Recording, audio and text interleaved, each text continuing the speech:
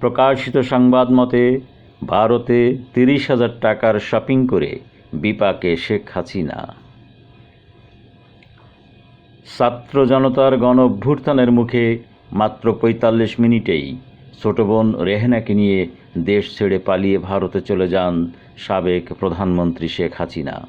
হিন্দল বিমান সেনাদের ঘাঁটিতেই রয়েছেন বাংলাদেশের সদ্য সাবেক প্রধানমন্ত্রী শেখ হাসিনা।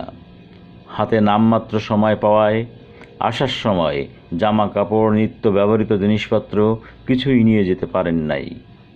দিল্লির একটি সূত্রে জানা যাচ্ছে, গাজিয়াবাদের হিন্দল বিমান সেনা ঘাঁটিতে একটি শপিং সেন্টারে নিজের এবং বোনের প্রয়োজনীয় জিনিসপত্র কিনতে যান হাসিনা।